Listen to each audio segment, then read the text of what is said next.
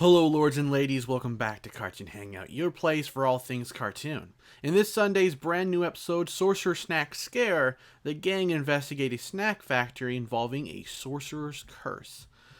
This episode, guys, this freaking amazing episode. I think this was probably the best episode of the show so far, and I am 100% fully prepared to admit nostalgia may play a hand in that statement.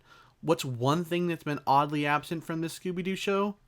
Scooby Snacks, right? Well, as you may have noticed if you watched this episode, it had quite a lot of fun poking fun at the idea of Scooby and Shaggy being bribed to do things for snacks. And much like the episode that had Velma questioning why they rode on her, much like they do sometimes in the original series, Daphne ends up being the de facto voice of reason as to how bad it was to bribe their friends. I mean, this isn't even normal wrongness. This is a whole new level of wrongness that is beyond all previous wrongnesses. Of course, I was thinking at the time, shut up, Daphne. Scooby Snacks are an icon. No offense to Daphne, though. Anyway, I was laughing my butt off whenever Fred was abusing his power with the sorcerer snacks. Like we'd carry you anywhere for those snacks. Yeah. Thanks, guys. Or when Velma experimented with what they do for them. For 3 snacks, would you do it wearing wigs? Right, nobody move. We've got 3 snacks in our system and we're looking for clues. We're wigging out. It was perfect in every way. I really do like that the show isn't afraid to just sort of play around with the usual Scooby-Doo tropes. And you have to admit, the bribery thing does seem pretty sleazy when you think about it, but you never really thought much about it as a kid. The best moment comes at the end of the episode, when Shaggy and Scooby basically reveal that they're getting fed to do things that they'd have to do anyway. Like, can you believe it? Fred's gonna give us Scooby snacks to do things we always have to do anyway. Yeah. Sucker. Those two are smarter than they look. The monster of this episode is the titular sorcerer, who's based off Pietro, the puppet master from the Scooby-Doo Where Are You episode The Backstage Rage. I didn't even have to do research to find that out, because apparently the Scooby-Doo Wikia is just fine with doing my job. Normally I'd look through every Scooby-Doo villain and find the most likely candidate, and I doubt I'd have figured this one out, because I would be looking for a mage or something and not the guy under the mask. Who does actually look like a young Pietro, actually. Oh yeah, the guy under the mask is Piero. You took the T out of his name. I see what you did there, writers. Who actually wrote this episode? Let me see. Josie Campbell and Marley Halpern Grazier, according to the Scooby-Doo Wikia and most likely Wikipedia. Well, if you're the ones responsible for bringing us the origins for Scooby Snacks, I officially love you.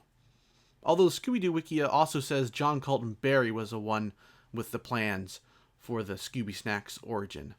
No citations, of course, so let me know if that's true, because then I also love you. I'm getting creepy. I'm sorry. And yes, I am aware there was a cameo of the Scooby Snacks in the episode All Paws on Deck, but apparently that was just that. A nice little Easter egg. Speaking of John Colton Berry, he had something to say about people calling Daphne dumb, and he gave me permission to share that with you.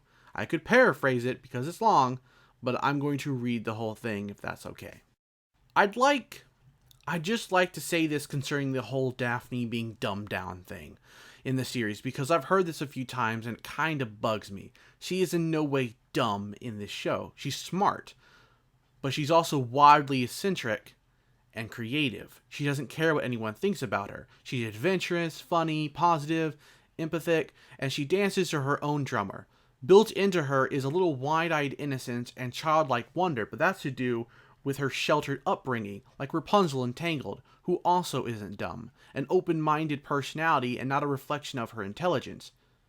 Zach and I decided when we were reimagining the characters that for Daphne and Velma, nothing of importance or good about their personalities or strengths or weaknesses will have anything to do with their gender. In a couple episodes, Daphne is complimented by men about her looks, and she's quick to deflect or make a little self-deprecating joke because she's really not superficial and doesn't care about that stuff.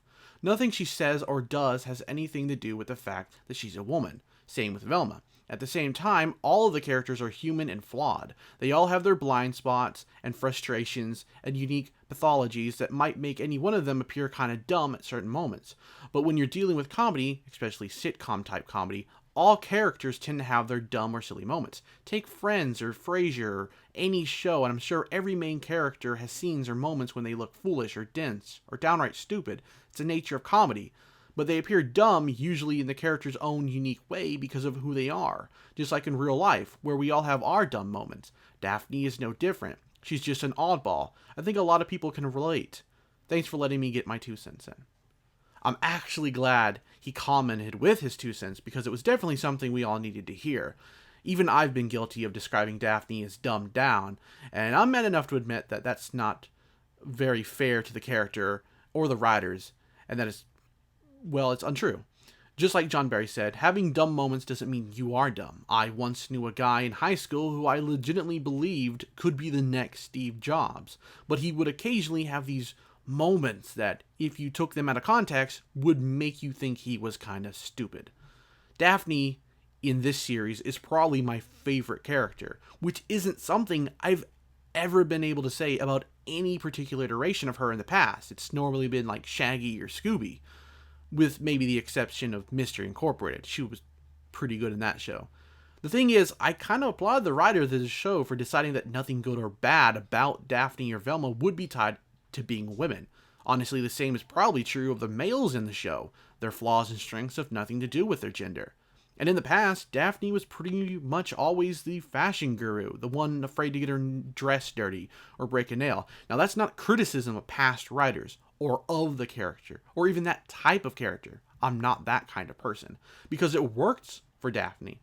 Fred was a leader, Velma was a genius, Scooby and Shaggy were the cowardly clowns, and Daphne was the really girly character.